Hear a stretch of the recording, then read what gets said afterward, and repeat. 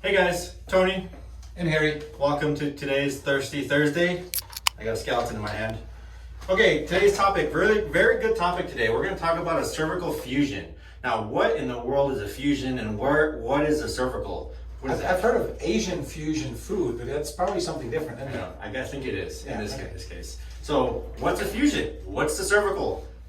This chunk right here is called the C-spine, cervical spine, or the neck, right? Pretty much. So thoracic spine, lumbar spine, we won't talk about that. But what a fusion really is in between these bones, there's supposed to be some mobility in here. Not a lot, but combined mobility through all of these joints and the bones, it forms, a pretty good amount of mobility.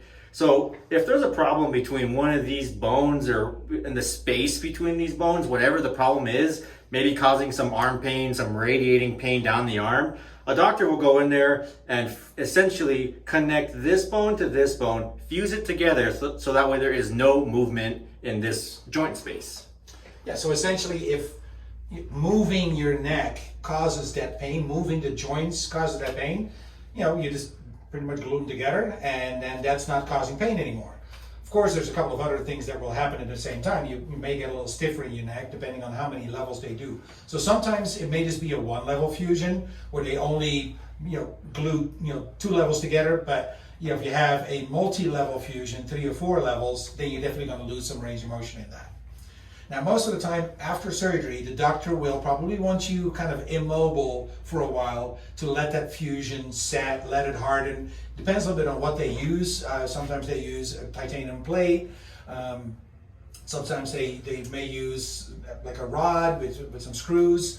But all of that kind of needs to heal for a little bit before you really start moving it. So chances are your doctor will probably let you not do much of anything for the first, and it depends on the doctor and depends on how many levels. It could be 4 weeks, it could be 3 months. So that's a little dependent on the surgeon, but there's definitely going to be a little part of immobilization. So then afterwards, when you come to therapy, you need to start moving. And those are some of the exercises that Earl talked about yesterday, because you're probably going to be kind of limited in your motion and you're probably going to have some muscle weakness, right? Yeah, for sure. One of the bigger things is fear of movement, right? You got some new plates and screws back there, is it safe to move? And there's a lot of fear in that. And the question is yes, with the guidance of a physical therapist, we're going to teach you how to essentially move your head again, right? So there is no permanent loss of mobility. It's just with the fusion there, let's gain back what's available to you, right? Whatever the fusion hasn't limited, well, let's go ahead and push it to the limit there.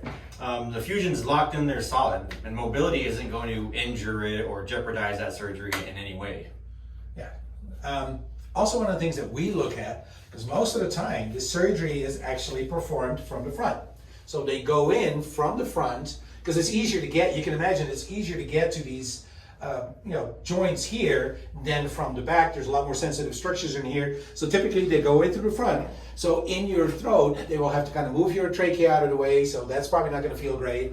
You're going to have a scar in the front. Most of the time not that visible, but we work on that just to make sure all of that is moving as well. So definitely important after you have a cervical fusion, even if your pain is better, that you come see us so we can get you moving and make sure that everything is functioning properly. Yeah, for sure. We're going to work on cervical range of motion and stuff like that in the neck, but we're also going to get your upper body moving as well. That's very important. Yep, definitely. So, most likely if you had a cervical fusion surgery, you're probably going to see us anyway. But if you have any questions about the neck, about the cervical spine, give us a call and we can definitely answer your questions and help you along the way and maybe prevent the cervical fusion from having to happen. That's it for today, guys. Thanks. See you next week.